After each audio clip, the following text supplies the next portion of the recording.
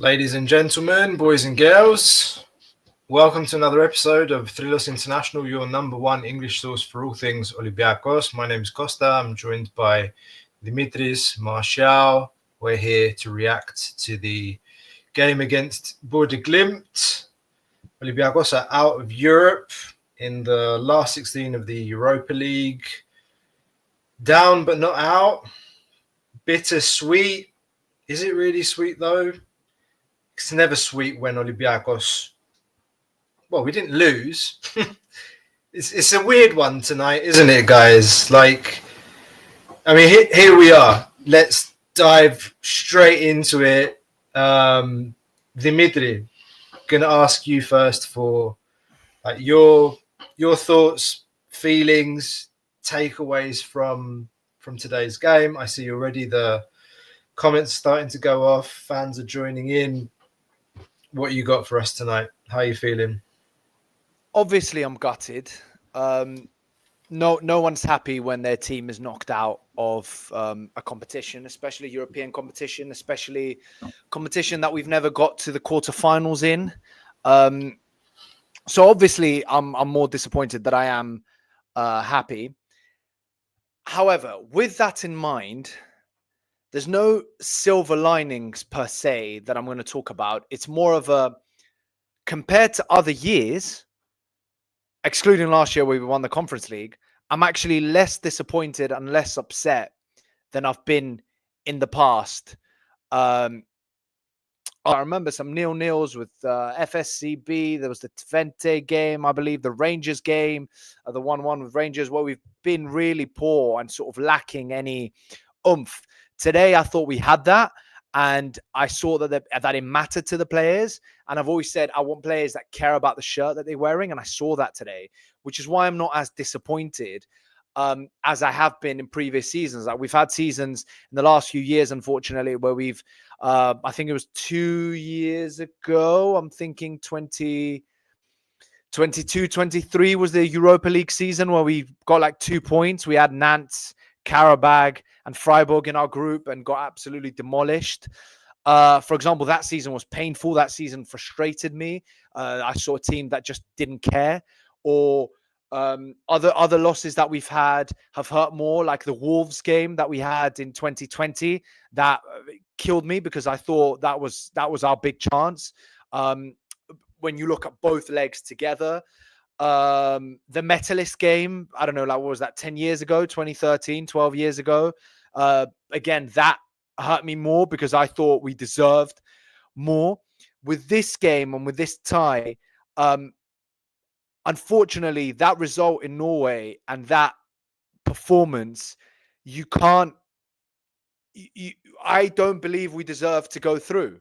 So I'm not overall thinking, oh, we were the better team, we were hard done by, like with Wolves or with Metalist. But at the same time, because of how we played today and the passion and the energy and the commitment and the desire that we showed, I'm happier than I'm less disappointed than I was in years where we've lost with our hands down, like in the group stage a couple of years ago, or like Besiktas or like Dnipro or stuff like that. So that's where my head's at. Martial, what about you? Well, I thought about the question before getting to the pod because it's always how we start the pod. I don't and I don't know what to answer about how I feel, but tonight it's special because I remember some European games, knockouts like Wolverhampton, in which I was almost destroyed as a human being. Like, I basically needed 1 week, if not more, to just recover mentally from that game. And tonight, the feelings are so mixed because the first one is there was room to win like 5-6-0 tonight. It could have been a game like Maccabi because we completely erased them.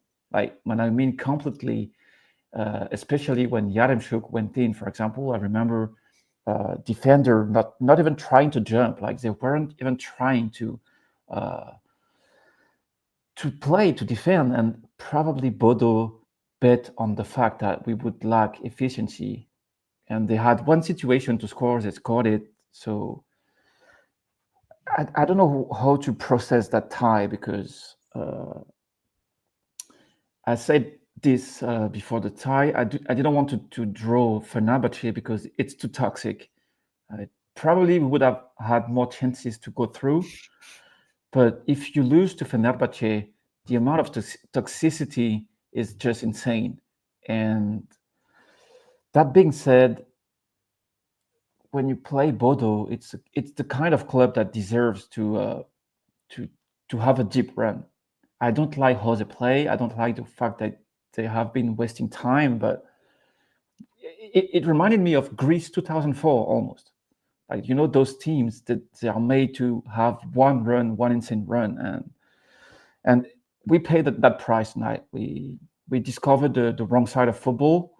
Football is a very unfair sport. I think we can all agree on that. You have very few times in which football makes you happy. But tonight, it kind of make me happy a little bit, because when you see Retsos handling the game as a goalkeeper, straight Champions League participation means that the entire sacrifice Retsos has done, like the injuries, the fact he came back from nowhere, all those stuffs deserve to be validated by Champions League, and it's an extra step the club did toward Champions League, and that's why I'm not bitter tonight.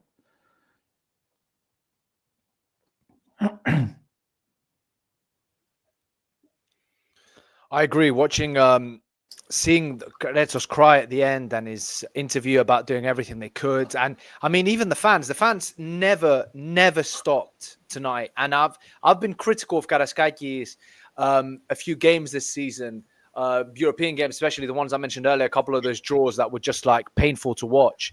But tonight, the fans were on fire. For example, when Rodinei missed the penalty, all you could hear was his name being chanted. When Zolakis got the red card, he was being clapped off the pitch. When Retsos caught the ball as a goalkeeper, he was clapped. These are all moments that just show that the fans understood and appreciated everything that the players did today. And to me, that means a lot. To me, that shows they've managed to win back that support that in previous years they'd lost because it seemed like they didn't care as much, which to me is huge. Yeah, guys, I don't know what to say. I mean, you mentioned, I think both of you, the word deserved. Did we deserve to win? Did we deserve to go through? I think in football you don't always get what you deserve, and you don't always get what you deserve in life either. It's just one of those things, right? One of those things we love about football. We played a really good game today. I agree. I mean, the stats show it too, but stats mean shit if you don't win. In this case, we didn't qualify. We didn't achieve the ultimate objective. But I did want to show one picture. I think this picture for me, it kind of represents almost everything about how I feel. And I think that this is taken right after the second goal. And I'm looking at Castille's picture, and it's like a mix of kind of, we've just scored the second one, let's go. But there's so much frustration on his face at the same time, I think, as well. And there's obviously like a massive sense of frustration tonight, because we've had 27 shots on goal. We've missed the penalty. Okay, we'll talk about some managerial decisions as well. Yaremchuk's come off the bench. Mendilibar's commented on that. He was asked point blank in the flash interview right after the game, me dojieris de guardia, with your, as sincere as you can be, like, if you could change your decision, would you have started Yaremchuk at the beginning of the game? And he said no. He said no because he knew that he would have an impact as a sub. And he also talked about his performance in Glimt, where in BODØ he missed opportunities in the first leg, etc. But I just want to finish my monologue and kind of give my feeling on the game. with some words that were shared on social media, and it speaks a bit to what Martial said, in that the loss tonight, it has a value because like we go out, but the way we go out, the images at the stadium at the final whistle, the fans, the team coming together, like showing mutual appreciation for each other. Like the fans were great. They gave everything. The players gave everything that they had. They threw the kitchen sink at BODØ GLIMT tonight, and it just, it wasn't happening. The team, after a 3-0 defeat last week, there was faith, and everybody saw that tifo at the beginning of the game from the fans. It spelt out the word faith, like belief that we could, like there was belief that we could turn this around.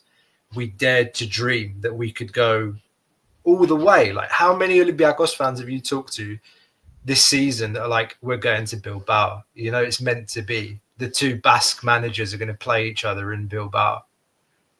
And I was one of them. I dared to dream that.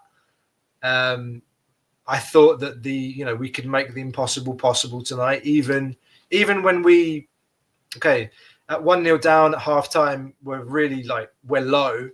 Yaremchuk scores those 2 goals, and there's 25 minutes left, and you're there again. You're like, we can, it's possible. But it wasn't enough. It just wasn't enough. And then we go back to, it's not about deserving. It's just, that's football, man. That's football at the end of the day. Just the emotional roller coaster. And that's why we love it. And that's why we love our club. And the last thing is, we won the Conference League last season. I do believe that it has given us something different. Like, we have built from it. And the important thing now is that we keep building, because next year we're likely, if everything goes well, to be playing Champions League, and we need to keep building. So, there is a bitterness tonight, but there's more hope, and that we keep on dreaming, the club's motto. It resonates tonight. And in a way, I think it was can I say this, like an important moment for the club tonight, and we need to capitalize on it for next season. And like you said, Dimitri, in your post-match comment, we've got a job to do now. Double. We haven't won the league for 2 seasons. We haven't done the double for too long. We got to focus on that and move on. We have to move on. Take all the positives, learn from the negatives, and just move. Win the doubles, celebrate the 100 years, go into the Champions League next season, and just go at these big teams, man. Just do us proud. Play like they did today. Throw the kitchen sink at them. Draw the Barcelonas, the Real Madrids, the Liverpools, the Cities, and just absolutely go at them. Give it your all. Care about the game. Care about the team. Care about the shirt that you're wearing.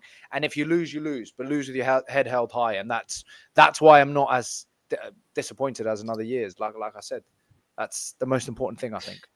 I think we talked about it off camera, but where we've come from a couple of years ago, where we were just getting spanked in the Europa League by Nantes, and I mentioned it. That group stage 2 years ago has scarred me for life. That was horrific. It was, honestly, I never expected to see Olympiacos be that bad. Shit. Simple as that, really. As simple as that. So coming from that to here is night and day. Yeah. Should we take some comments from the chat? There's quite a few comments in here. Guys, don't forget to like and subscribe. Hit that like button. Help find more Olympiacos fans around the world. We keep growing the community.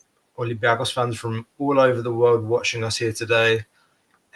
Should we address the elephant in the room? Panos Vrachiotis has brought up the comment. What's your opinion about the use of Johnson Martins as a false 9 from the get-go instead of using Yaremchuk. Go, Martial. No, Fiorentina just scored 3-0. It's over for Olympiacos. We have bigger things to worry about than the Vazelis, Martial. No one cares, man. No one cares. I've seen a few messages like going around like goals. Like, who cares? Irrelevant man? club. No one cares about them. I just want to highlight something about Yaremchuk before talking about the choice itself. I think we don't realize what it takes for a player like Yaremchuk to score a brace tonight, because it has been written off many times this season. Most of the time, I think it has been right because he missed a lot of situations, but he basically never complained. He worked his ass off because he has been match ready since he joined the club, unlike Willian, unlike a lot of signings we made over the past years. And we have to value the work Yaremchuk has put on a daily basis, because it's one of the few reasons, like it's a small reason for why the club overall has been better this season. You don't have always a second striker that will work as much with so little playing time. And when he came in tonight, he was focused. The first situation he had to score, he scored it. It wasn't always the case, but I think to me, it shows that the mentality of this guy can't match what Olympiacos needs. Will he miss situations? I think so, because it's his playing style most likely. But he's an hard worker, and I think I'm happy he scored that brace because it just needed to. We have a special guest joining from his car. Like, Vasily, are you wearing your seatbelt? Like, are you safe? Can you speak? Yes, Vasily. Τι γίνεται, παιδιά, πώς πάει? Καλά, μια χαρά, καλησπέρα. Καλησπέρα. Τώρα γυρίζω από Καραϊσκάκη. Νομίζω ότι μας άκουγες λίγο τις σκέψεις μας μετά τον αγώνα. Ναι, τα άκουγα όλα. Ξέρεις, είναι οι σκέψεις που έχουμε όλοι, ρε παιδί μου, στο μυαλό μας. Μετά από ένα τέτοιο παιχνίδι και έτσι όπως εξελίχθηκε, πολύ παράξενο. Αλλά νομίζω πιο πολύ πρέπει να έχουμε στο μυαλό μας το πώς πήγε το πρώτο παιχνίδι στην Νορβηγία. Νομίζω εκεί χάθηκε η πρόκριση. Δηλαδή σήμερα ο Ολυμπιακός έπαιζε ανορθόδοξα γιατί υπήρχε αυτό το 3-0 στην πλάτη του. Εντάξει, ακούγονται πολλά για το Yaremchuk, γιατί δεν μπήκε από την αρχή. Νομίζω καλά το διάβασε ο coach το match. Όσο κι αν φαίνεται σαν να τον, σαν να τον τάπωσε ο Yaremchuk, νομίζω δεν είναι έτσι. Αν είχε μπει ένα από τα γκολ στο πρώτο ημίχρονο, θα ήταν ένα πολύ διαφορετικό παιχνίδι. Τι να πω, εντάξει. Όπως είπε και με τη Λίμπαρ στη συνέντευξη τύπου, εκεί στην Νορβηγία ο Ολυμπιακός δεν έπαιξε σαν Ολυμπιακός, οπότε το έκανε πολύ δύσκολο στη συνέχεια στο Καραϊσκάκι. Αλλά αυτό που μένει είναι ότι ο Ολυμπιακός το πίστεψε μέχρι τελευταία στιγμή και αυτό είναι πάρα πολύ σημαντικό.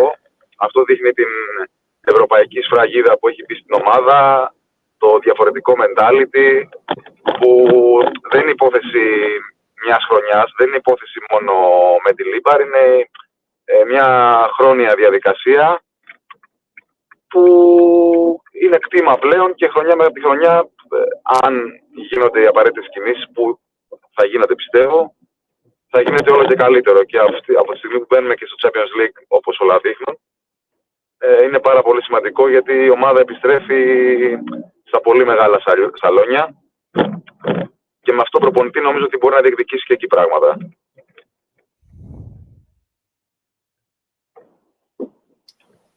Εντάξει, είναι πολλά που συμφωνώ νομίζω σχεδόν σε όλα. Εντάξει, είναι μια συζήτηση που έχουμε κάνει και μεταξύ μας την τελευταία εβδομάδα ότι χρειάζεσαι και τα άστρα κάπως να ευθυγραμμιστούν για να πας μακριά σε στο Europa League, σε οποιαδήποτε διοργάνωση παίζεις. Και εντάξει, τώρα είπα μια κουβέντα στο ημίχρονο, αυτό το 6-0 με την ΑΕΚ, πόσο το χαρήκαμε, αλλά πόσο μας πόνεσε τελικά κιόλας, που χάσαμε τον Ελκαμπή, χάσαμε τον Όρτα και παίξαμε αυτούς τους δύο αγώνες με την BODØ, χωρίς τον επιθετικό μας, που έχει βάλει σχεδόν όλα τα γκολ που έχουμε βάλει στην Ευρώπη φέτος. Είναι μεγάλη υπόθεση. Αλλά στο τέλος είμαστε... Δηλαδή, ακόμα και έτσι, ακόμα και με το 0-3, το μεγαλύτερο παράσημο ίσως αυτής της χρονιάς είναι αυτό που είδαμε στο τέλος. Δηλαδή, όλα στραβά όμως, έτσι. Μέχρι και την κόκκινη που παίρνει ο Τζολάκης στο τέλος και λες, κοίτα να δεις, ας πούμε, να βάλουμε ένα τρίτο, τέταρτο γκολ και να πάμε παράταση, να παίξουμε με το Ρέτσο τερματοφύλακα. Πάμε, δηλαδή... Απίστευτο. Ναι. Κοίταξε. Κοίτα, αυτό που είπες θέλει άστρο. Όπως είχαμε άστρο πέρυσι, δεν το είχαμε φέτος, γιατί πέρυσι είχαμε άστρο. Όχι τύχη, άστρο. Ενώ η BODØ, ας πούμε, είχε άστρο αυτή η ομάδα. Δηλαδή δεν γίνεται, ρε παιδιά, τώρα να κάνεις 5 σουτ και να βάζεις 4 γκολ. Δεν γίνεται αυτό. Δεν γίνεται πραγματικά. Γιατί 5 σουτ έκανε στα 2 μάτς. Είναι θέμα... Δεν ήταν κάτι ιδιαίτερο. Είναι μια καλή ομάδα, ρολαρισμένη ομάδα, παίζει καλό ποδόσφαιρο, αλλά δεν είναι κάτι ιδιαίτερο, κάτι πολύ μεγάλο. Δηλαδή είναι εκεί αυτό μάτς στην Νορβηγία, συγκυρίες, σίγουρα κακή προσέγγιση και από τον coach αλλά και από τους παίκτες κυρίως, πιστεύω. Και είδατε σήμερα είπε ότι ασχοληθήκαμε πάρα πολύ με τις συνθήκες, με το κρύο, με το χορτάρι και δεν ήμασταν ο εαυτός μας. Αν ο Ολυμπιακός ήταν Ολυμπιακός στην Νορβηγία, τώρα θα ήταν πολύ διαφορετικά τα πράγματα απόψε. Αυτό, παιδιά, το να κουβαλάς ένα 3-0, αλλάζει τα πάντα. Έστω και 1-0 να χάναμε στην Νορβηγία, αυτό που ο Βασίλης πιο πριν, έστω και 1-0 να χάναμε στην Νορβηγία, θα είχε στηθεί τελείως διαφορετικά. Το μάτς θα γύρναγε και 2-0 θα γύρναγε. Και χωρίς τον Ελκαμπή θα γύρναγε. Δηλαδή δεν χρειάζεται. Δηλαδή, άμα το μάτς στην Νορβηγία είχε λήξει 3-1 ή 1-0 ή 2-0, σήμερα θα είχαμε κερδίσει, θα το είχαμε γυρίσει. Είναι το γεγονός ότι έχεις 3-0, πας και παίζεις, όπως είπε ο Βασίλης, πάρα πολύ ανορθόδοξα. Παίζεις διαφορετικά από αυτό που περιμένεις ότι θα παίξεις. Παίρνεις πάρα πολλά ρίσκα, όπως το να βάλεις τον Μπιανκόνε επιθετικό και το Τζολάκι να παίζει sweeper keeper και να τρώει την κόκκινη. Δηλαδή δεν γίνονται αυτά τα πράγματα σε κανονικό παιχνίδι όταν οι συνθήκες δεν είναι 3-0 στην πλάτη σου. Έτσι. Αυτά είναι τα πράγματα που πρέπει να κοιτάξουμε επίσης. Όπως επίσης, το γεγονός ότι λέμε εντάξει, BODØ έκανε 5 φάσεις, έβαλε 4 γκολ. Ναι, αλλά τα 2, δεν θυμάμαι το πρώτο γκολ στην Νορβηγία, αλλά τα 2 άλλα που έβαλε αυτός ο επιθετικός που μας έβαλε 3 συνολικά, ήταν άδεια τέρματα. Τον βγάλανε πάρε βάλτο. Δηλαδή και εγώ να έπαιζα εκεί θα το βάζα. Βέβαια, πρέπει να κάνει πολύ καλό movement για να μπει σε εκείνη τη θέση. Αλλά δεν είναι ότι τραβούσαν σούτ από το κέντρο και τα βάζανε. Έτσι, δηλαδή λέμε, κοίτα, κάνανε μόνο 5 φάσεις, αλλά βάλαν 4 γκολ. Ναι, αλλά τα γκολ ήταν σίγουρα. Μας ανοίξανε. Πώς να το πούμε, δεν ήταν τυχαία. Αυτό ότι πρέπει να τους δώσουμε και λίγο credit. Γιατί εγώ τη θεωρώ μια πολύ καλή δουλεμένη ομάδα. Ήταν πολύ όριμη, πολύ σκληροτράχυλη, έκανε αυτό ακριβώς που έπρεπε, λες και ήταν σαν ένα ρομπότ. Και ειδικά μας σκεφτούμε ότι δεν είχε, το πρωτάθλημά της έχει τελειώσει και αυτή τη στιγμή είναι στην off-season και έπαιξε έτσι όπως έπαιξε, εγώ τους βγάζω το καπέλο. Κατά την άποψή μου, χάσαμε από την καλύτερη ομάδα. Ήταν across both legs, πώς το λέμε στα ελληνικά, ρε παιδιά, και στα δύο παιχνίδια, το αξίζανε. Το αξίζαν και μπράβο τους. Μας παίξανε στην Νορβηγία, ήρθαν εδώ με το 3-0, καθίσανε, στηθήκανε, παίξανε καλή άμυνα και τους έκατσε. Δεν είναι αυτό. Είναι αυτό λίγο που λέγαμε νωρίτερα, ότι αξίζεις, δεν αξίζεις το ποδόσφαιρο. Εγώ δεν μπορώ να συμφωνήσω με αυτό, ας πούμε, ότι αξίζανε να περάσουν. Δηλαδή... Όταν κερδίσεις 3-0 εντός έδρας, Κώστα, πρέπει να είσαι πολύ μαλάκας και πολύ άσχετος στον επαναληπτικό για να το χάσει το παιχνίδι. Εντάξει, αυτοί έχουν διαλύσει ομάδες και ομάδες στο γήπεδο τους. Δηλαδή είναι γεγονός, ας πούμε. Συμφωνώ με τον Μεντιλίμπαρ ότι, ας πούμε, έχουμε ασχοληθεί πάρα πολύ με το γήπεδο, τις συνθήκες κτλ.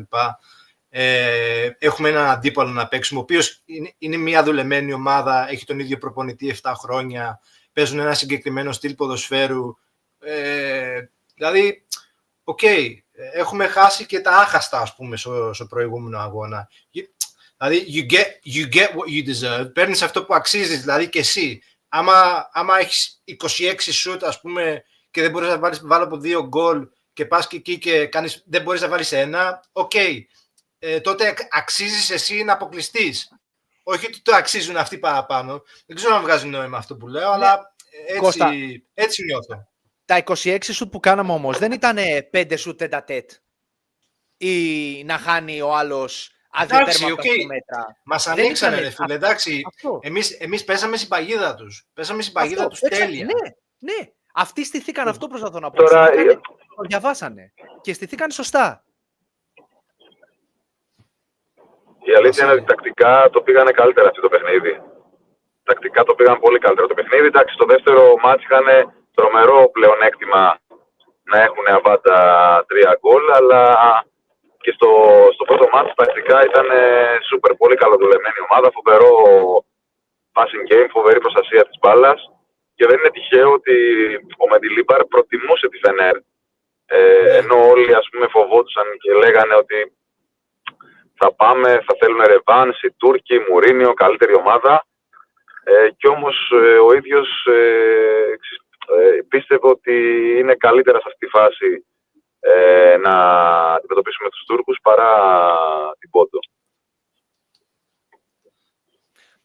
Αυτό είπε και ο Μαρσιάλ πριν, ότι η Φενέρμπαχτσε μπορεί να μας καθόταν καλύτερα σαν ομάδα. Εμένα το μόνο θέμα μου ήταν η τοξικότητα. Ήταν ποιος Μουρίνιο και καλύτερη ομάδα, οι άλλοι. Ήταν όλο αυτό που ένα παιχνίδι με τη Φενέρμπαχτσε ή στο μπάσκετ με την Εφές ή καλά και με την Καλατάσαράι, γενικώς με τουρκικές ομάδες, είναι πολύ περισσότερο από ένα παιχνίδι, δυστυχώς. Και αυτό μπορεί να κάνει, δεν ξέρω πώς λέμε να βγάζει στα ελληνικά, αλλά bleed out μέσα στην ομάδα, δηλαδή να μπει και μέσα στην ομάδα. Και αυτό φοβόμουν. Πέρσι καταφέραμε και το κρατήσαμε κάτι και το κατακτήσαμε και κερδίσαμε. Φέτος αυτό φοβόμουν, αλλά τελικά ποιος ξέρει. Πώς λέμε το hindsight στα ελληνικά. Όταν έχει περάσει κάτι και το βλέπεις στο παρελθόν, είναι αλλιώς τα πράγματα πώς τα βλέπεις. Ναι. Εντάξει, τώρα ξέρεις, οφείλει ο Ολυμπιακός να κοιτάξει μπροστά. Έχει το double μπροστά του, πολύ σημαντικό, γιατί έχει χρόνια να το κατακτήσει. Και το πρωτάθλημα, αλλά και ταυτόχρονα το κύπελο.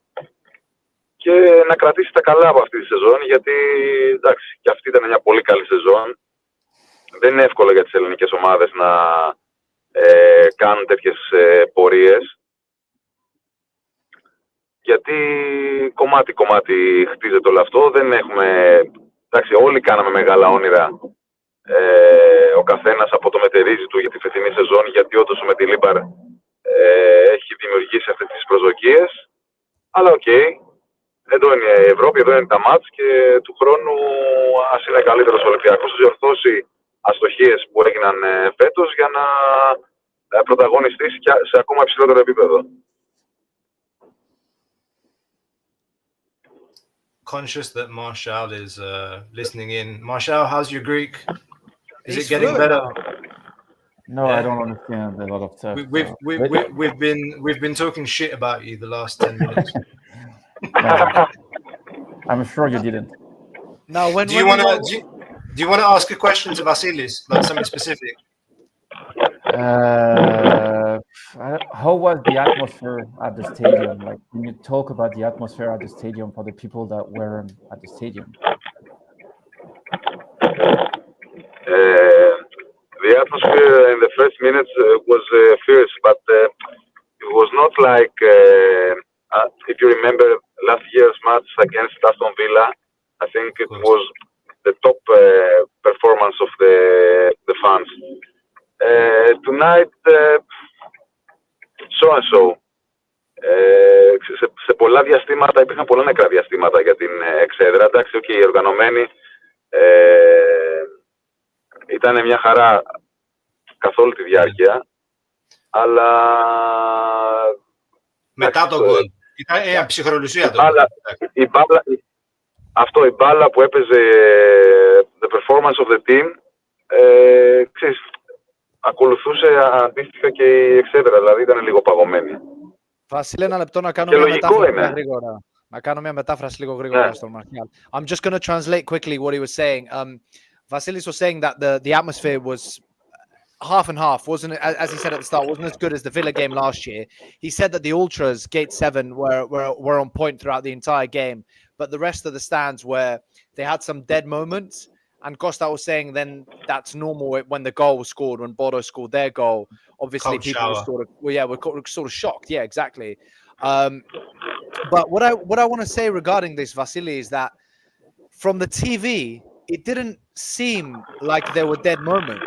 It seemed like the atmosphere was always really, really good. Because I I praised think them because earlier. ultras were all the time shouting and chanting anthems, but there was many fans, the majority maybe, that as you said, there was a cold shower and they didn't help the team in the first half. In the second half, after the goals, the atmosphere was different. Okay. Surprised. Δεν το περίμενα. But you were there, obviously, so I trust your word. Άμα το λες εσύ.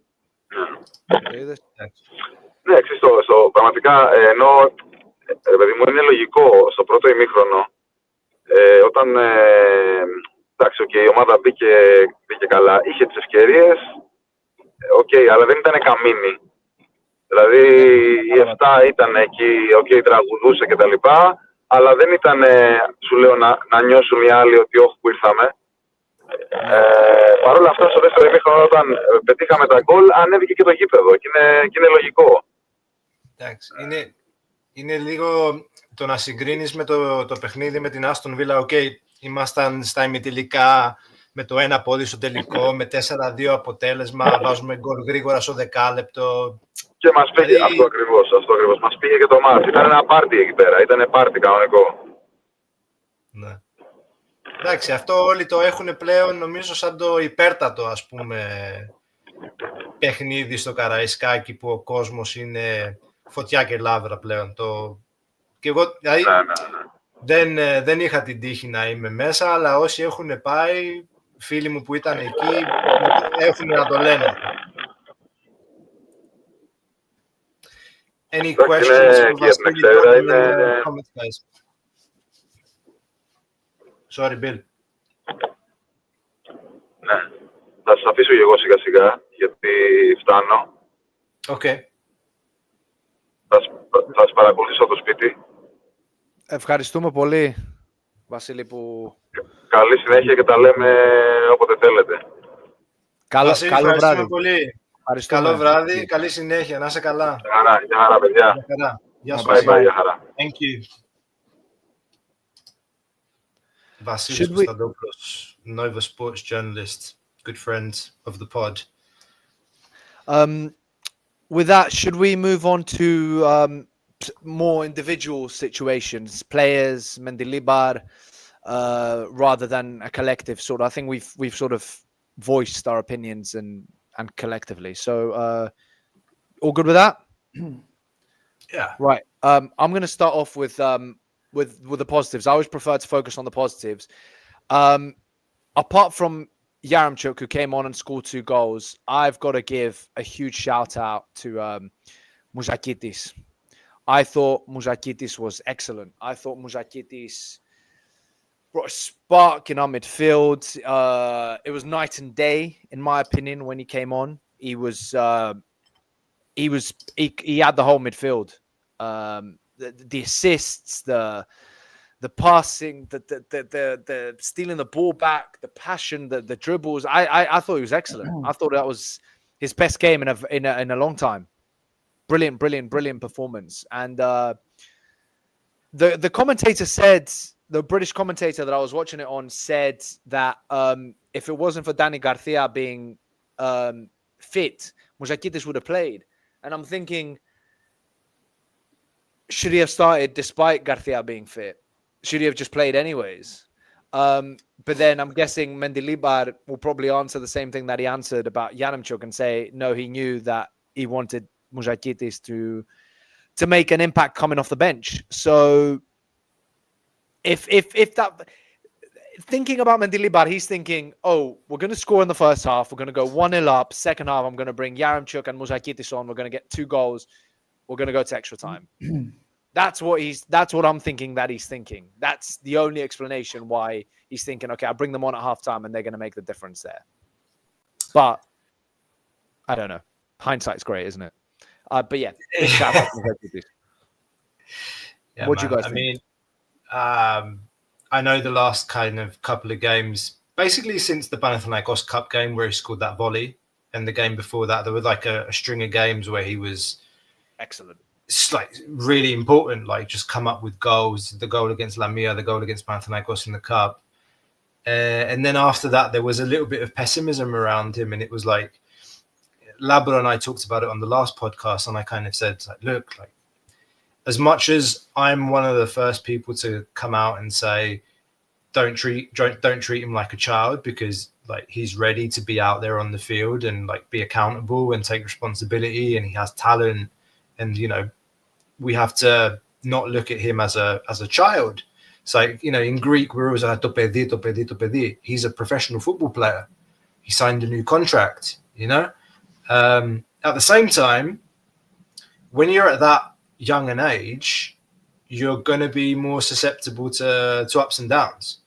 And you're going to go through some, you know, there's going to be games where you're, you know, not as good. And he's created expectations. And that, you know, there's a reason for that. Clearly, he did. You know, today he did what he's best at. For me, progressing the ball forwards, and you know, he's come up with 2 assists on the night. Great assists. First one a bit lucky, but the second one excellent. But he's had the vision to dart that ball forward, and every time he gets the ball, you see him. The first thing he thinks of when he gets the ball is how to get the ball forward. You know, you see a lot of midfielders, they play safe. He's like, okay, how can I progress the team? How can I get us into forward positions? How can I get the ball into the final third? So, you know, my wife just appeared in the yeah, I think he was very good today, man. And, you know, happy for him. And, you know, let's be we need to be a bit understanding that there are going to be ups and downs with these players. And, you know, people are saying he's back now. You know, the Greek. He was never gone. He was never exactly gone. Exactly. Thank you. He was never gone. He was never gone. But by the way, I would have started him today. I would have started him too. He was in my lineup. He was in my lineup. Like you said, hindsight's always 2020. I thought Heze looked a bit off the pace today. Yep. Like there were a couple of times out of the 3 in midfield. Yeah, he looked the most out of pace. So he always contributes to the press traps. Just felt like in possession a couple of times he got caught, right? And you're just like, come on, mate, like you need to be like 2 clicks faster, and he wasn't today. So, you know, in hindsight, I would have liked to see Danny and Musa play in midfield. I like the Chiquinho Horta thing. Those guys play nice off each other on the left-hand side. Marshall, you wanted to chime in? Sorry. About Muzakitis, I think there is one thing positive for me is the fact it bounced back like that means that Mendilibar has been able to have almost 20 players ready at any time, because if El Kabi and Kostulas were there on the bench, you had almost 18, 19 player with a very similar level ready to play at any time. That being said, the other thing related to Muzakitis is the fact that unfit Garcia starts a game like that, just like Martins out of position started over Yaremchuk. And that's probably the only thing I don't like in Mendilibar is how much he trusts some player such as Rodinei, for example, at the end of the game, that probably needed to come out because he was tired. And we know that Mendy won't change on that. The fact that he loves Dani Garcia, Rodinei, El Kaabi is justified by results, so we can't really complain about that. But sometime, maybe tonight, we've showed that if you don't give extra confidence to some player, it might fire back. I don't know if the only explanation, because the plan was almost perfect tonight because we started strong. Chiquinho had the ball to score, but even Horta and Chiquinho together starting, I don't know if it was the right solution. Of course, it's easier to say that we know the result, but it reminds me of Martins at the same time. Martins was trusting the same player, and probably every coach does that.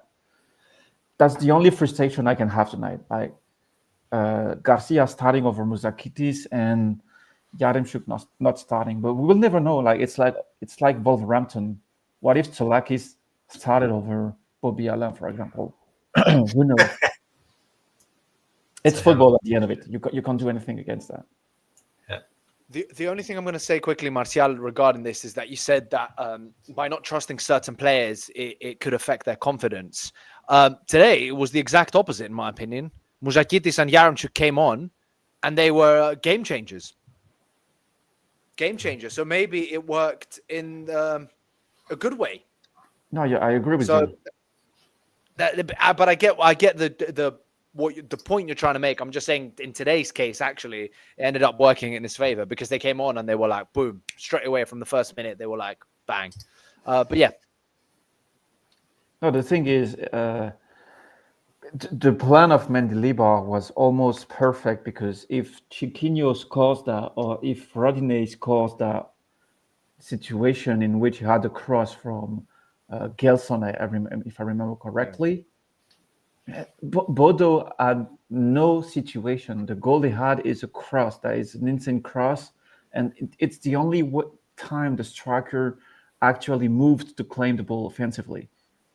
Otherwise, it was basically defending as a number 10 or the midfielder almost. We erased them. I don't recall a game in Europe in which we had so many situations. It reminded me of the game in the Cup against Lamia, the one in which Cisse scored a header to send it through the qualification. When you have a tie and you lose the first one unexpectedly, and you start strong to score. And against Lamia, we ate an early goal from Lamia, and we needed Valbuena and Cisse to score. And tonight, that was it. Chiquinho's situation was insane. So the thing is, I think we played good in the second half. I'm just bringing up Stefanos' comment. It speaks to what I want to say. He says, I know people are saying if Yaremchuk might not have scored if he had started, but that's not the point.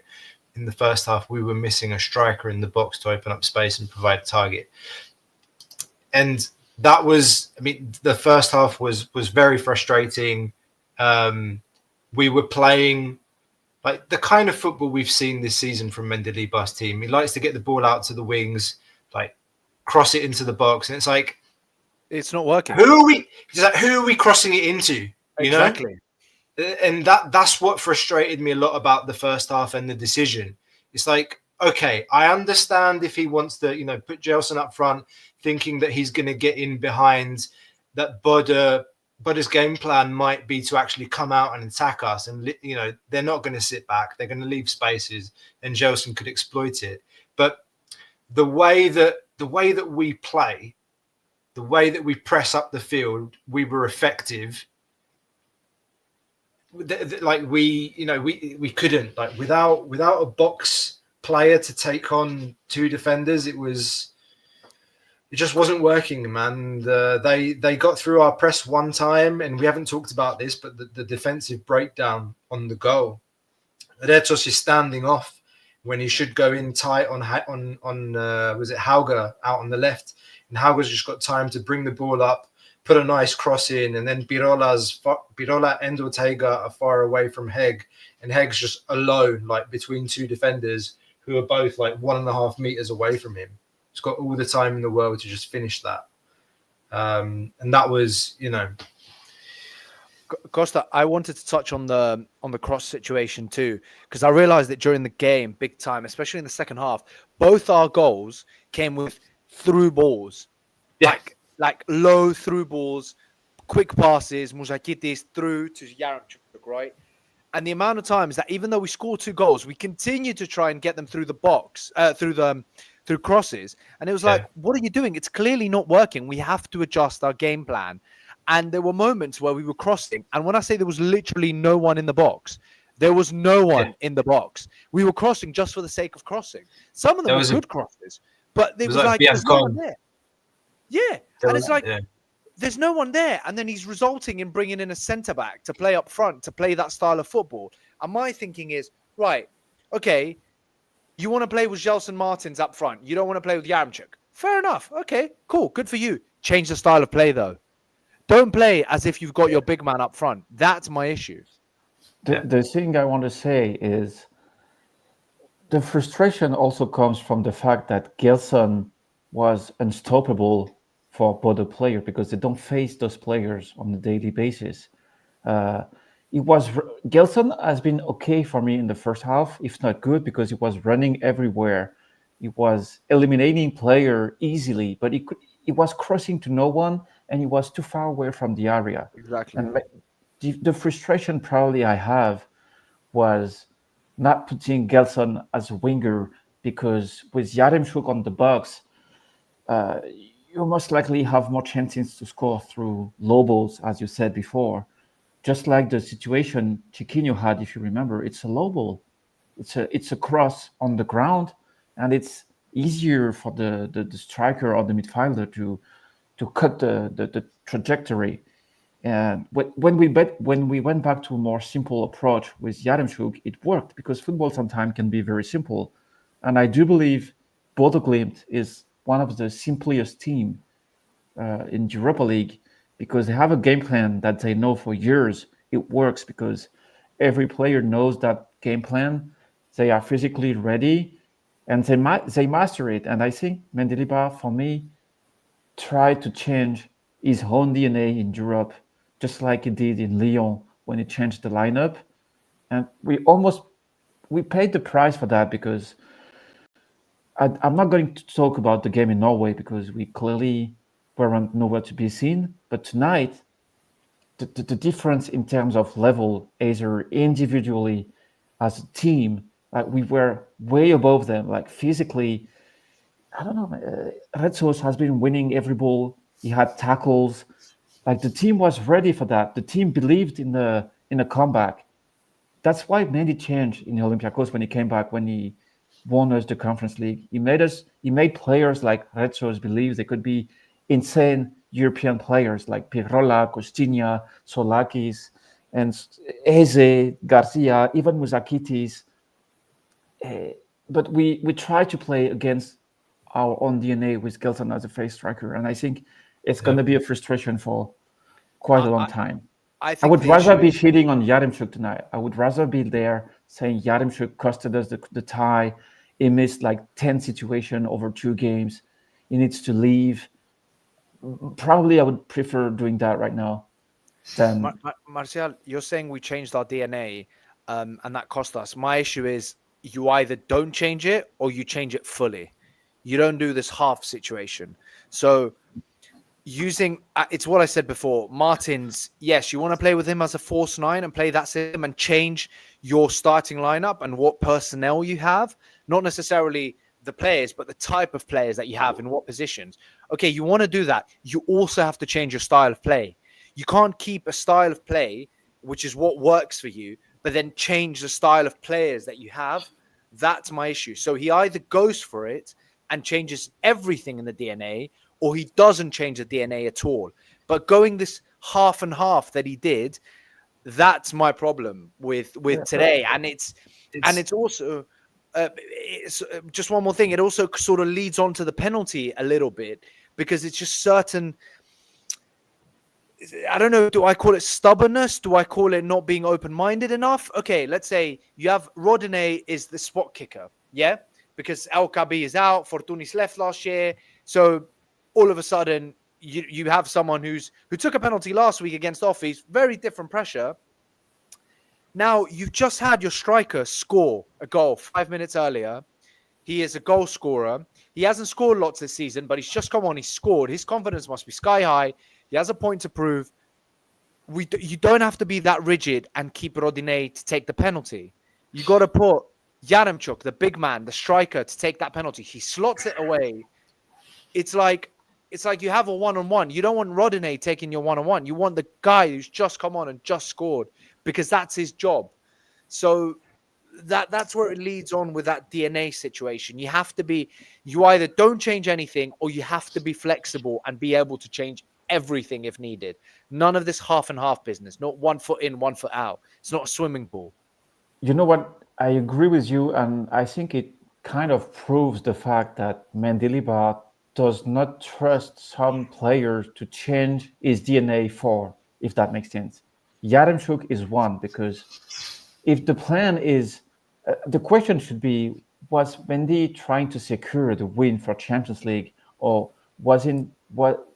did he want to risk it all for the qualification? Because maybe why not using Yaremchuk with Gelson, with two strikers, maybe, if you want someone more mobile around him.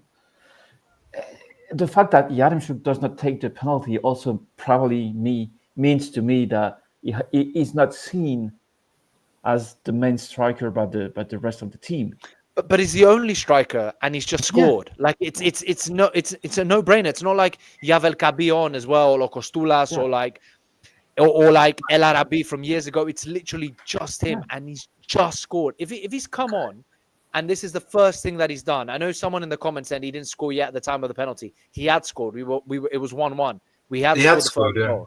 He had scored. So if 5 minutes ago he's just scored. If it was before the first goal and he's come in 2-3 minutes ago, might be a different situation. I might be a bit more lenient. But it's the fact that his confidence is there. He's just proven to his manager, you should have started me. I've just scored for you. Let him take the penalty. I bet you he is slotting that in 99% of the time. 19 out of 100, Yaremchuk scores that penalty. Yes, hindsight is great, of course.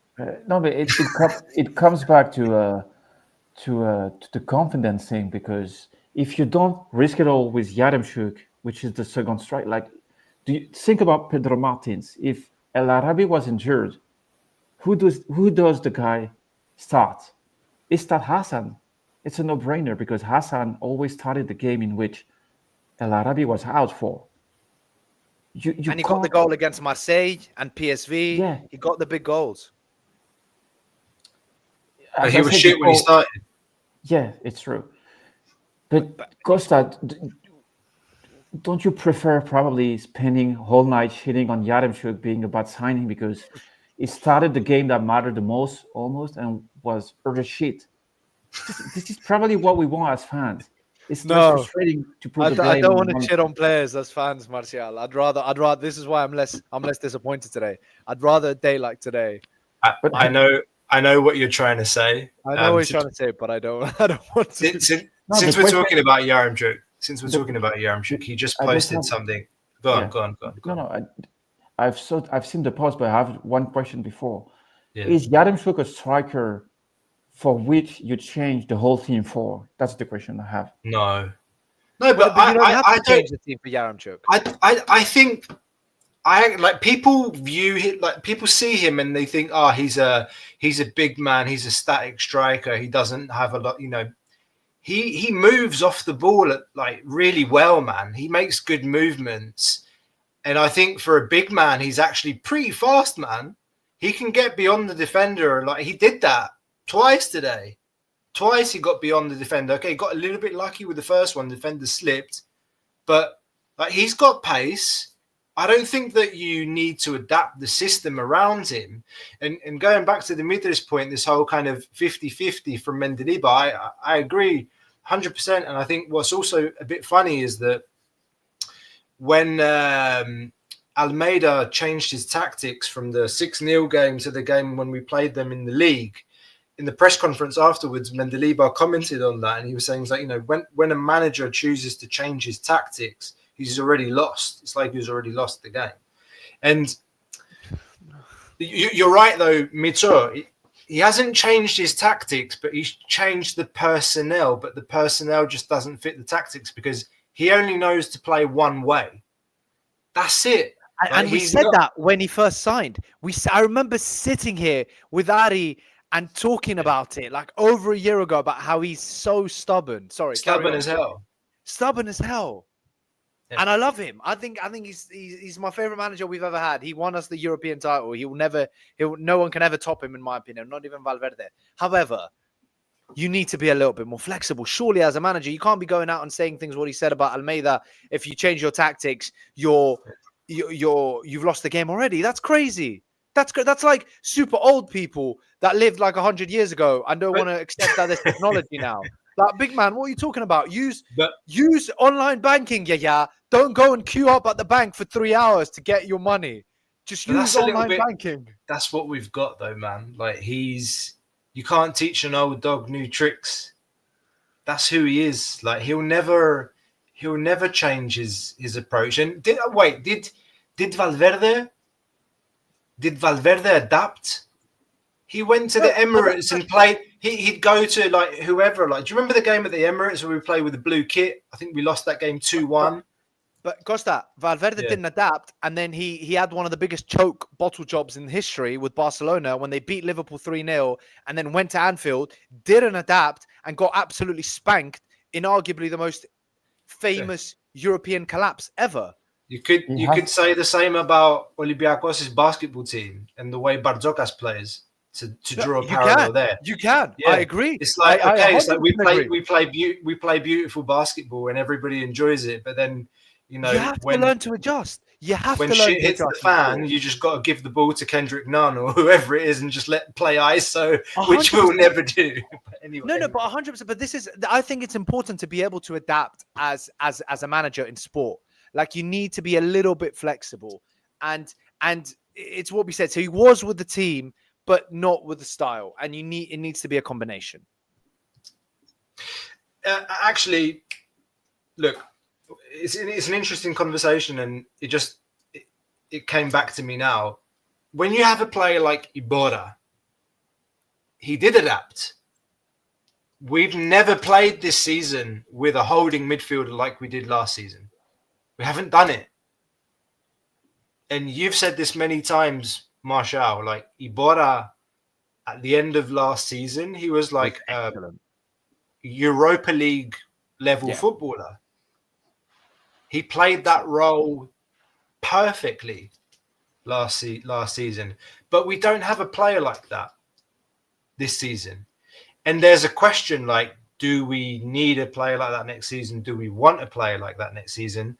And for me, yes. I think every squad needs an Iborra. Every Premier League team needs a Rodri. Look at City's collapse without Rodri playing that holding role. Just a disclaimer, we are comparing Iborra to the world's best player. Fabinho. I'm talking about the role, like Fabinho. No, I agree. But for any non-Olympiacos fans out there, we are not completely crazy. We are champions. I'm not comparing Iborra to Rodri because Iborra is better, obviously. No, I agree. I completely agree. We don't have that this season. And then last season, it was at some point onwards that switched happened with Iborra and that number 6 position. It wasn't the whole season. It was around March, April time where we just switched and we went, holy shit, this is great.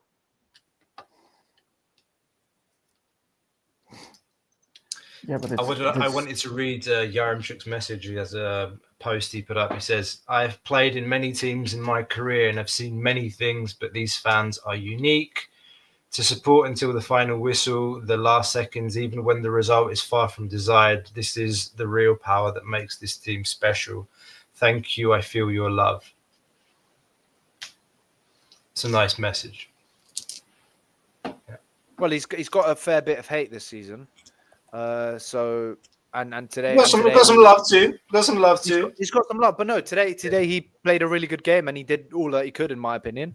And the fans recognized that, and the fans at least on the TV, it seemed like the fans were behind the team the whole game. So, fair play. Man, Yaremchuk has 6 goals now for the club. If you think about the amount of situation he missed, he would most likely be the most efficient second striker per gaming time this club has seen. If you had like the Tripoli miss, the one against Olympiacos, the one against AEK, no, the one. How are you remembering some of these, bro? Like he's No, but the one I remember Dave. one off the line he missed. Was it against Olympiacos? Probably. I think so. Yeah, I know the one. Yeah. The one against Alfie, man, he had so many situations. It's difficult to value a striker a part of goals, but he has been creating situations. I don't recall a second striker having so much situation, because if you do remember Hassan, he was way more efficient, but I think he was twice a worse player overall. He Yaremchuk. reminds me of Jovetic actually more than Hassan or anyone else. The sort of impact and the sort of style and the play that he's had and the situation, which is why I think he's going to leave at the end of the year. Yeah. Because they're going to think that they can get someone else better. To me, he reminds me of Jovetic. Jovetic got a couple of huge goals towards the end of the season, like Yaremchuk did today. If we would have gone through, there would have been huge goals. And the start and coming on for a few minutes, he was never really starting, and having a big name and then not really fitting in the system and not performing to the best of his abilities. For me, it's been a few weeks now that it's been screaming Jovetic. Yeah, but it's also, man, Yaremchuk physically has been 100% level since it's joined, man. When you know what I mean? This is why I'm frustrated. He came back from the Euro. Yeah, I'm frustrated because we could have used more Yaremchuk if we accept that the guy can't score as much as El Kabi, but in smaller Greek games in the league, maybe if the team is more ready around him, we can win without Yaremchuk scoring. Because why did I wanted to say that on the pod tonight. Why did El Kabi is injured? Because this season we had to win the league, and we can't make a deeper run in Europa League because Mendilibar could not rotate as much in the league as he did last season. 100%. Why did we win Conference League? Because we lost the league. We lost the league because Mendilibar has been using the whole squad in the league, in derbies, and it didn't pay it off. This season, we needed El Kabi 95% of the time. And it's almost a miracle he was injured so late in the season by playing all game, including national team games and stuff. So that's why I can't be frustrating tonight, because yes, people will say, hey, El Kabi wasn't due to play against AEK, but he pulled his muscle. He would have been injured at Opaparina no matter what. It's not a knock. It's not a ACL like Yazici you can avoid. It's not a broken nose like Yaremchuk. Most likely El Kabi has been playing injured for quite a big time until the point it broke. That's the price to win the league, in my opinion. The league has gone better. We can't have deep runs in Europe and walking the league from January, February. No, you're right. I 100% agree. Discussion to be had there about squad depth and managerial complexes that have been mentioned by a couple of fans in the comments. You could say, I don't know, Mendilibar has a complex with Yaremchuk. I don't know. I'm curious to see if he does stay. Mito, you said like he probably ends up like Jovetic. Jovetic was out of contract. This guy's got another 2 years left. He signed a 3-year deal. I'd be surprised if he stayed. I'd be surprised. I mean, you've got to. I want him to stay. I'd be surprised though. Look, I think it's still early. We're 13th of March. There are important games to play. Playoffs coming up. He's come big in big games, in the cup in particular. So, I think we'll have that discussion at the end of the season. It's going to be an interesting one for sure. What else do I want? Um, Should we talk about? Oh, that's what I wanted to say. There have been hundreds of people coming through the show tonight, and there are only around 30 likes, which is pretty poor effort, guys. Come on, seriously. Show some love. Show some love tonight. Smash that like button. Cost you nothing, means everything to us. So if you're following us now on YouTube and you haven't hit the like button, please do that. It helps to boost the algorithm and find. It's very easy. You just go and you press this button right there that has a like, that has a thumb up. Very easy. I've already done it. Didn't cost me a penny. Very easy, guys. Also, I'm watching like the extra time with Rangers and Fenerbahce, and when you look at the face of Fenerbahce's fan, the difference I see with Karaiskakis tonight is you can see a crowd that has been fulfilled in terms of football. You know what I mean? The fact that we won Conference League probably changed a lot of people's mind. Of course, we always want to win, we always want to progress, but I've been looking at the face of Fenerbahce's fan, and I can see the exact same face of Olympiacos fans last season when you know that this team can do something and you have been waiting for your whole life for it to happen. And I think as fans, we evolved on that because it hurts when the team don't progress, but we've tasted it now. We know that what it takes to goes back to, and we can go back to Champions League if we win the Super League with that Conference League being won. And I think it makes a difference to me. The process, we won't win the Europa League this season for me, but it has been probably one of the best campaign ever this club has done in Europa League. It is, but like even if you look at coefficient numbers, it's the best run we've had since 2013-14 season when we got knocked out of the Champions League by Man United. We've scored more points for the coefficient than we did last season, this season. We lost 2 games, guys. We played, let's not forget, we played 8 games instead of 6. Plus we got the points from the round of 32 that we didn't play. And we got points today for the win. There is nothing to complain about, in my opinion, despite the bitterness at the end. I think it's because we lost to BODØ, man. We can't accept losing to a team like that.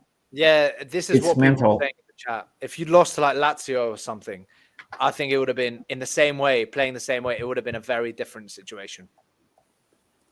Or Man United or Spurs or something like that. You know, like big European names. Actually, take Spurs away from that. Lazio and United. Sorry, Costa. You guys are through though. I think you won like 3-0, 3-1, something like that. You're through. 3-1. Yeah. You might be going to Bilbao after all. Only for Olympiacos, man. Yeah, more chance of Olympiacos winning the Europa League this season than not going to Bilbao for Spurs. That's looking like a man who knows pain. Has seen pain. Should we wrap up? Yeah, I was going to say I've finished the topics that I wanted to chat about. So unless you guys Man of the match, coach's grade. Yep. Yeah, man of the match for me. I brought him up earlier. Mouzakitis. I thought he was a game changer when he came on. Not just the assists, but the composure. It seemed like we were a lot more organized, more threatening offensively. Because in the first half, it was only crosses. And I know we had a lot of chances, but he offered something different. And I personally would go for Mouzakitis with obviously the Yaremchuk 2 goals very close behind. And just before I pass it on to you guys, just want to give a shout out to Louis for his donation. Thank you very much. We really appreciate your donation. Cheers. All the money that you guys support us with goes right back into the work that we do here. And we really appreciate any amount that you guys can support with. And even if it's not monetary, then we appreciate your support with comments, likes, follows, just your support in general. So thank you very, very much. Martial, your man of the match?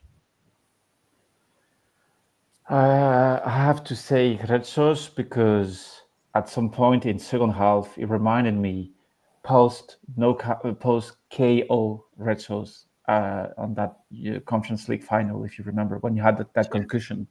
Yeah. when they turned Red Sauce into prime Franco Baresi in the final. Maybe the frustration I have tonight is on that, because he knew we could do it. Like, Red Sauce was playing because he knew we would do it. And we couldn't, but he has to be man of the match, because a part of his performances, he played as a goalkeeper. And I think automatic Champions League, if we do win the league, would be the biggest reward for Red Sauce as a player, since he has been a professional. And I will be happy for that tonight. That's why he's the man of the match for me. It's interesting you raised that, because he didn't get to play group stage with us because we sold him to Leverkusen, and then we bought Bjorn Engels inspired signing. Engels to replace Eretos. Anyway, gets in our times. Mate, Eretos is my man of the match too. Closely followed by Yaremchuk, but yeah, just Eretos edges it for me. I think he was a fantastic in the second half, and it was just that bloody error he made, or just giving too much space to Hauge in the first half, that frustrated me. But I think he more than kind of made up for it. Just the passion, the ability to intercept the ball so high up the field, just really good on the press, playing his way out of trouble a couple of times, confident on the ball, and I mean, guys, at the end, playing goalkeeper at the end of the game as well was just a sight. So he's my man of the match. He kept the clean sheet. That's just kept the clean sheet. Yeah. So yeah, he's my man of the match. The guy was tearing up like in the post match. Yeah, man. Of course, like, he cares. He grew up with the club, and hopefully it's a player that lasts for us. I don't. You never know in modern football, like, if we sell Retos, or if Retos is the kind of player that stays with us until he retires. That's very rare nowadays. Is he? I can't make a comparison to a Peridesis or a Vezenkov, or it's not. Anyway, coaches' grades. I'm giving it's like a B- or a C to Mendilibar. I was frustrated in this. I mean, I frustrated Yaremchuk didn't start. I wouldn't have done that. We've talked about that a lot tonight, and I felt like Rodinei and Gelson needed to come off a bit earlier. But that's just me. That's just me wanting to do everything we possibly can to go through. And the flip side of that discussion is to say you want to keep the result because of Champions League. You want to win the game. I personally would have liked to see Velde come on. I think that what kind of message is he sent to Velde tonight, playing against the Norwegian team, bringing on Biancone, bringing on Biancone at the end. Yeah, I think So B-, C+, B- for Mendy today, and maybe I'm being nice. Like, what do you guys think? Martial?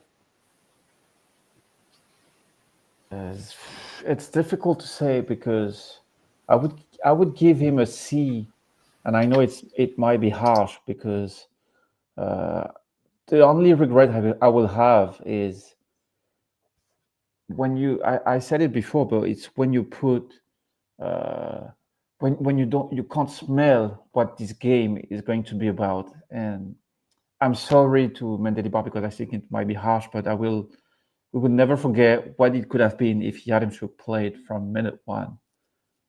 Because BODØ GLIMT player, they are used to play against Yaremchuk. None of them. They played in Norwegian league I don't recall any striker from that league. The guy BODØ has is a decent striker, but I'm not even sure he could do better than Makeda with Asteras if he played in the Greek league. Yaremchuk has played better football. He knows how to move. He knows how to win headers. He knows how to piss off defenders. He knows where to be. Yes, he misses situation. Yes, he's offside. But this game needed that. And that's why I'm giving him a C. Also, not taking off Radine has been a mistake for me.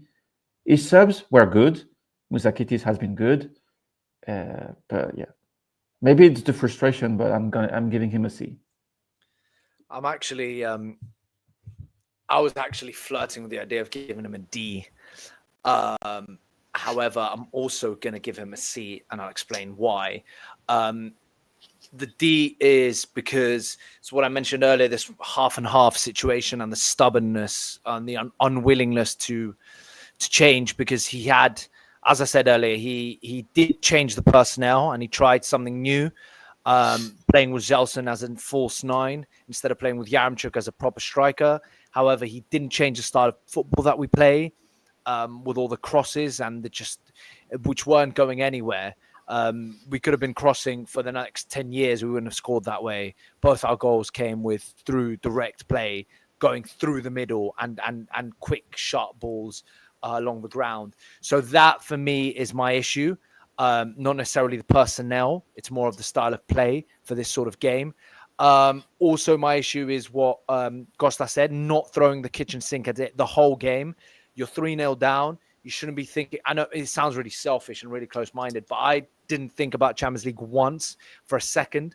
I'm thinking, go out there, give it everything, win it 3-0, take it to extra time, and win the game. It annoyed me that he didn't think like that. It annoyed me that he brought on Biancon instead of Velde. I would have brought on every single offensive player that I could have thought of, and I would have had Zolaitis play at the halfway line, which is what he did and got the red card, which is why I'm not upset with Zolaitis, which is why I'm not upset with Retsos playing a defender / goalkeeper when he was in goal. He didn't play as a goalkeeper. He was basically the last defender, and it was rush goalie. So it seemed like Mendilibar was a little bit more scared than he should have been. Just didn't have the courage to change our style of play and also throw everything at it. However, the reason why he doesn't get a D and he gets a C, what saves him is his substitutions, bringing Musakitis and Yaremchuk on at the start of the first half, which changed the game. We won the game because of those two subs. If he had not made those two subs, that game would have ended 1-0, in my opinion. We could have played until tomorrow and we wouldn't have scored. Yeah. Those two players changed the game. So the fact that he brought them on, and he brought them on early, brought them on the first half, not in the 60th, 70th minute, is what saves him from a failing grade and puts him at a C mark for me. And that's arguably, I think, my most fair and well done coach's grade I have ever done in the 2 seasons that I've been part of Thrylos International. Like, I've never felt more sure with a coach's grade than what I've just given Mendilibar right now. But yeah. That's it. All right. I think that wraps things up perfectly, guys. It's nearly midnight Central European time, 1 o'clock in Greece. Any last thoughts?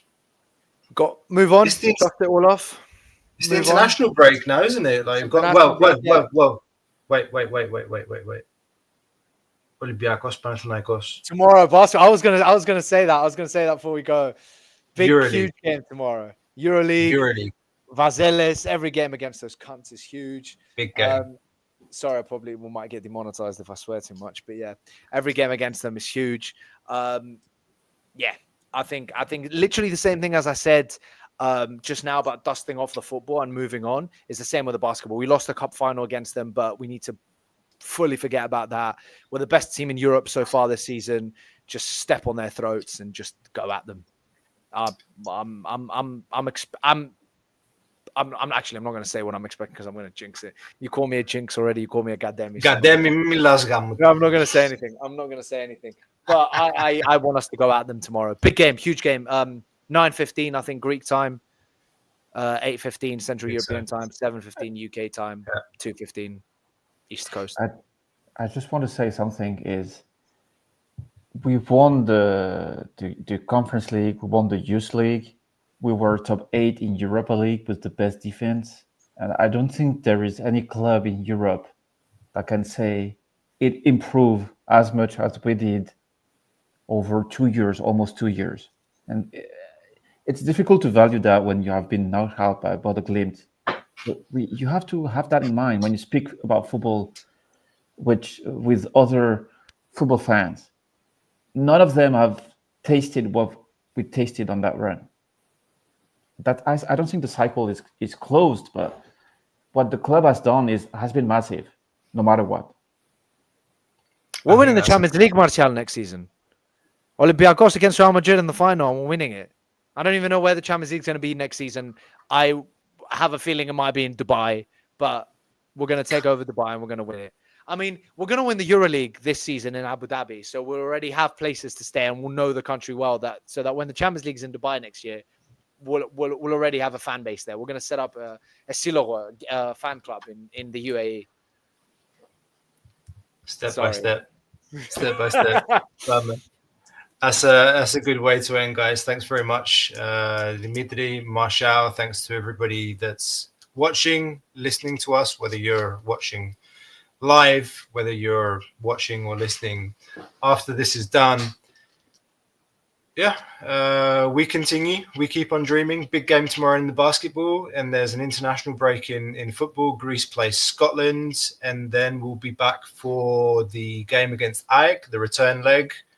The cup game, put the youth team out to play against Kula in the AEK Clarina Arena, whatever they call it.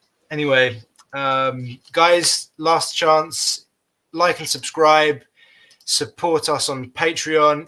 If you're still following live, then Patreon's for you, guys. Seriously, more Thrylos International content on Patreon. You get extra interviews. You get access to Ari's scout reports and deep dives on new players, and much, much more. You can check out more details in the description below.